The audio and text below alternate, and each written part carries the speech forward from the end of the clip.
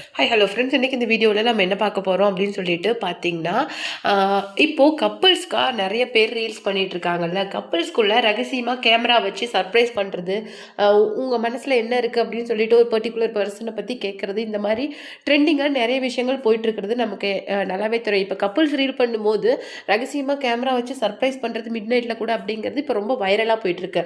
அந்த மாதிரி தான் ஒரு விஷயத்த கம்ருதீன் வந்து நம்ம விஜய் பார்வதி கிட்ட செஞ்சுருக்கிறாரு. அதுதான் இப்போ சோஷியல் மீடியாவில் ரொம்ப வைரலாக போயிட்டுருக்கு. அதை பற்றி தான் நம்ம இந்த வீடியோவில் பார்க்க போகிறோம். அது மட்டும் கிடையாது, கனி வந்து ப்ராட்காஸ்ட்டில் வந்து சொல்லிட்டு இருந்தாங்கல்ல, நம்ம ஃபேக் ஃபெமினிஸ்ட் அப்படின்னு சொல்லிட்டு விஜய் பார்வதியை. இன்னொரு விஷயமும் இப்போ வந்து சோஷியல் மீடியாவில் ரொம்ப வைரலாக போயிட்டுருக்கு. அதை பற்றியும் பார்க்கலாம். அது மட்டும் கிடையாது, நம்ம போத்தன் இருக்காருல்ல, நம்ம கம்ருதீனோட ஃப்ரெண்டு வந்து விஜய் பார்வதியை பற்றின ஒரு சுவாரஸ்யமான தகவலையும் சொல்லியிருக்கிறாரு. அதை பற்றியும் இந்த வீடியோவில் டீட்டெயிலாக பார்க்குறோம். மேபி அரோரா வந்து அந்த ட்ரையாங்கிள் லவ் ஸ்டோரியை வந்து யூஸ் பண்ணிட்டு இருந்தாங்கல்ல, கம்ருதீனுக்கும் விஜய் பார்வதிக்கும் நடுவில் இருக்கும்போது விஜய் பார்வதியை வெறுப்பேற்றுற மாதிரி கம்ருதீன் கூட நிறைய அவங்கள கட்டி பிடிக்கிறது, அவர் மேலே போய் விழுறது, இந்த மாதிரி நிறைய செஞ்சுட்டு இருந்தாங்கல்ல. அதுக்கான ரீசனும் அவங்க என்ன நினச்சி அந்த மாதிரி செஞ்சாங்க அப்படிங்கிறத பற்றியும் நாம் இந்த வீடியோவில் டீட்டெயிலாக பார்க்கலாம். வீடியோக்குள்ளே போகிறதுக்கு முன்னாடி நீங்கள் நம்ம சேனலுக்கு புதியவராக இருந்தால் மறக்காமல் நம்ம சேனலை சப்ஸ்கிரைப் பண்ணி ஃபாலோ பண்ணிக்கோங்க. வாங்க வீடியோக்குள்ளே போகலாம். கம்ருதீன் என்ன பண்ணியிருக்காரு அப்படின்னு சொல்லிட்டு பார்த்தீங்கன்னா, அவங்க ஸ்டூடியோவில் வந்து ஒரு ரகசிய கேமரா வச்சுட்டு நம்ம விஜய் பார்வதி கிட்ட பேச்சு கொடுத்துருக்குறாரு. அதில் வந்து என்ன கேட்டிருக்காரு அப்படின்னு சொல்லிட்டு பார்த்தீங்கன்னா, இப்போ நான் வந்து மேபி உன்னை லவ் பண்ணாத நான் அரோராவை லவ் பண்ணியிருந்தா நீ என்ன பண்ணியிருப்ப அப்படின்னு சொல்லிட்டு கேட்குறாங்க. போனால் போதுன்னு விட்டுருப்பேன் அப்படின்னு சொல்லிட்டு விஜய் பார்வதி சொன்னாங்க. அப்போ உனக்கு என் மேலே லவ் கிடையாதா அப்படின்னு அவருங்க கேட்டப்போ, நீ வந்து என்னை சீட் பண்ணிவிட்டு அரோரா பின்னாடி போயிருந்தா நான் அதை பெருசாகவே எடுத்திருக்க மாட்டேன். மற்ற பொண்ணுங்க மாதிரி கிடையாது நான். அதை நான் வந்து ஒரு பெரிய விஷயமா எடுத்தால் தானே அது எனக்கு கஷ்டமாக இருக்கும். எல்லாரும் மாதிரி தான் நீயும் அப்படின்னு சொல்லிட்டு போயிருப்பேன். ஆனால் எப்போ எனக்காக ஒரு விஷயம் வரும்போது நீ எனக்கு நின்னியோ அப்போ தான் எனக்கு உன் மேலே லவ் அதிகமாச்சு. மேபி நீ அரோரா உன்னை யூஸ் பண்ணுற மாதிரி நீ என்ன யூஸ் பண்ணியிருந்தீன்னா நான் கண்டிப்பாக உன் மேலே லவ்வில் விழுந்திருக்க மாட்டேன். என்னை முட்டாளன்னு நினைக்காத. ஏன்னா நீ வந்து நான் ஸ்டார்டிங்கில் எடுத்தோடனே உன்னெல்லாம் பார்த்தோடனே லவ் பண்ணலை. ஏன்னா ஃபஸ்ட்டு 30 டேஸ்க்கு கிட்டத்தட்ட 4 வீக்ஸ்க்கு மேலே உன்னை நான் அனலைஸ் பண்ணிட்டு தான் நீ என்கிட்ட என்ன இன்டென்ஷனில் பழகிற அப்படிங்கிறத நல்லா புரிஞ்சுக்கிட்டு தான் ஃப்ளட் பண்ணுறியா இல்லை கண்டென்ட்டுக்காக ட்ரை பண்ணுறியா, அந்த மாதிரி நிறைய விஷயங்களை நான் அனலைஸ் பண்ணிட்டு தான் உன்னை லவ் பண்ண ஆரம்பிச்சினே தவிர நான் உன்னை மற்றவங்க மாதிரி பிளைண்டாக லவ் பண்ணலை. துஷார் போனதுக்கப்புறம் அரோரா உன்னை லவ் பண்ணனால அந்த மாதிரிலாம் நான் உன்னை லவ் பண்ணலை. என் லைஃபுக்கு நீ சூட்டாக உன்ன மாதிரி ஒரு பர்சன் என் லைஃப்க்கு வந்தால் என் லைஃப் நல்லா இருக்கும் அப்படின்னு சொல்லிட்டு பல விஷயங்களை நான் புரிஞ்சுக்கிட்டு தான் நான் உன்னை லவ் பண்ணினேன். அது மட்டும் இல்லாமல் நம்ம ஜெயிலுக்கு போனோம்ல, அப்போது வந்து நீ சொன்ன அந்த விஷயங்கள் உன்னை அறியாமே நீ நிறைய விஷயங்கள் என்கிட்ட சொன்ன. உனக்கு வந்து கேர்ள் பேபினா ரொம்ப பிடிக்கும், அந்த மாதிரி நிறைய விஷயங்கள் நான் சொன்னேன். ஆனால் நான் ஒரு சமயம் நினச்சிருக்கிறேன் நீ என்கிட்ட ஃப்ளர்ட் பண்ணுறியோ அப்படின்னு சொல்லிட்டு. ஆனால் அது கிடையாது. மற்றவங்க என்கிட்ட ஏதாவது ஃபைட்டுன்னு வரும்போது என்னால் அவ்வளோ அரகண்ட்டாக அவங்க கூட ஃபைட் பண்ண முடிஞ்சுது. ஆனால் நீ என்கிட்ட ஃபைட் பண்ண வரும்போது எனக்கு அழுகு தான் வந்தது. ஸோ நான் வந்து உன்கிட்ட ஒரு எமோஷ்னல் நீடு உன்கிட்ட எனக்கு இருக்குது அப்படிங்கிறத நான் ஒரு கட்டத்தில் அதை புரிஞ்ச ஆரம்பிச்சுக்கிட்டேன். ஸோ வந்து நான் உன் மேலே இருக்கிற அந்த லவ்வை நானே கன்ஃபார்ம் பண்ணிக்கிட்டேன். ஸோ வந்து என்னை நானே உன்கிட்ட முழுசாக ஒப்படைச்ச அப்புறம் தான் நான் உன்னை நம்ப ஆரம்பித்தேன் அப்படின்னு சொல்லிட்டு ரொம்ப கிளியராக போல்டாக சொல்லியிருந்தாங்க. அப்போ வந்து அந்த மாதிரி அதை நான் அந்த மாதிரி உன்னை ப்ராங்க் பண்ணி கொஷின் கேட்டேன் அப்படிங்கிறத சொன்னப்போ விஜய் அப்படின்னு சொல்லியிருக்காங்க. அது மட்டும் கிடையாது, இதுக்கு மேலே இந்த மாதிரி சீப்பான ட்ரிக்ஸ்லாம் என்கிட்ட ட்ரை பண்ணாத, வேலைக்காகாது அப்படின்னு சொல்லி கம்ருதீனை கலாய்ச்சி விட்டுருக்குறாங்க.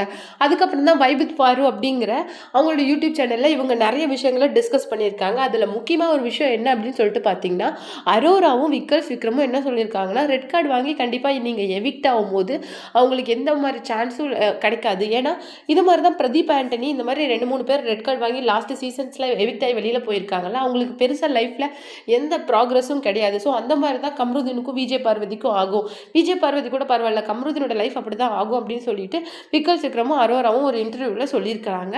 நம்ம அவங்களுக்கு ஏதாவது ஹெல்ப் பண்ணலாம் அப்படிங்கிறத கேட்டுட்டு விஜய் பார்வதிக்கு ஒரு ரிப்ளை என்ன போல்டாக கொடுத்துருக்காங்க அப்படின்னு சொல்லிட்டு பார்த்தீங்கன்னா, கூடிய சீக்கிரமே பார்க்கலாம் யாருக்கு ஹெல்ப் பண்ணுற மாதிரி வரப்போகுது அப்படின்னு சொல்லிட்டு அவங்களுக்கு வந்து ஒரு பதிலடி மாதிரி கொடுத்துருக்குறாங்க. அது மட்டும் கிடையாது, அரோரா மேபி அந்த ட்ரையாங்கிள் லவ் ஸ்டோரியில் இல்லாமல் இருந்திருந்தா என்ன ஆகும் அப்படின்னு சொல்லிட்டு ஒரு கொஷினும் இப்போ சோஷியல் மீடியாவில் போயிட்டுருக்கு. அது என்ன அப்படின்னு சொல்லிட்டு பார்த்தீங்கன்னா, மேபி அரோரா வந்து நம்ம கம்ருதீனை லவ் பண்ணாமல் இருந்திருந்தா என்ன நடந்திருக்கும் அப்படின்னு சொல்லிட்டு பார்த்தீங்கன்னா, கம்ருதீனை வந்து லவ் பண்ணாமல் இருந்திருந்தா, கம்ருதீனுக்கும் நம்ம விஜய் பார்வதிக்கும் உள்ள ஒரு சின்ன சின்ன ஃபைட் வந்ததில்ல, அது இல்லாமல் அவங்களுடைய லவ் உள்ள ரொம்ப பீஸ்ஃபுல்லாக இருந்திருக்கும். எப்படி சொல்லிட்டு பார்த்தீங்கன்னா, அவங்களுக்கு உள்ள நடந்தது பார்த்தீங்களா, நிறைய ஃபைட்டு.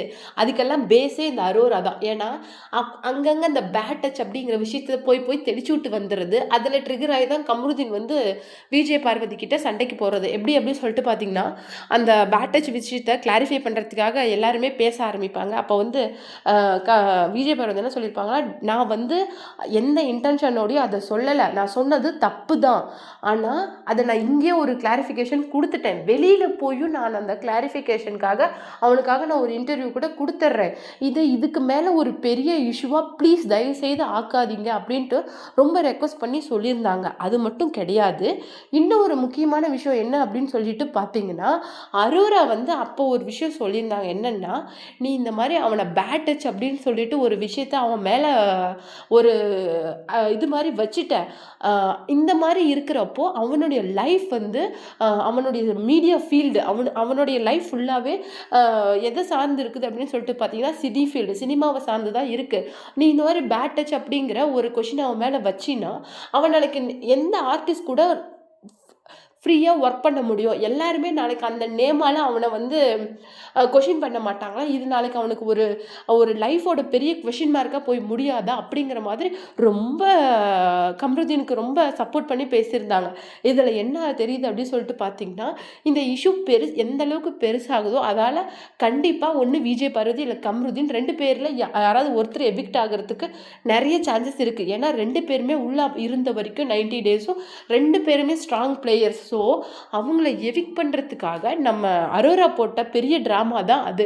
அப்புறம் கடைசியாக ஒரு விஷயம் சொல்லியிருப்பாங்க, அவள் வந்து அந்த மாதிரி இந்த விஷயத்தை கிளாரிஃபை பண்ணின அப்புறம்தான் எனக்கு வந்து உயிரே வந்துச்சு, மூச்சே வந்துச்சு அப்படின்னு சொல்லியிருப்பாங்க. ஏன்னா அந்த பையன் மேலே அவள் அப்படி ஒரு கொஷினை வச்சிருக்காள், நாளைக்கு அவனுடைய கெரியர் என்ன ஆயிரும் அப்படின்னு சொல்லிட்டு ஆஸ் அ ஃப்ரெண்டாக நான் வந்து ரொம்ப ஃபீல் பண்ணினேன் அப்படின்னு சொல்லிட்டு சொல்லியிருந்தாங்க. நீங்கள் ஃப்ரெண்டாக தான் கம்ருதீன் கூட பழகிட்டு இருந்தீங்களா, ஃப்ரெண்டாக ஃபீல் பண்ணுறதுக்கு? அப்படி ஃப்ரெண்டாக மேபி நீங்கள் நினச்சிருந்தீங்கன்னா,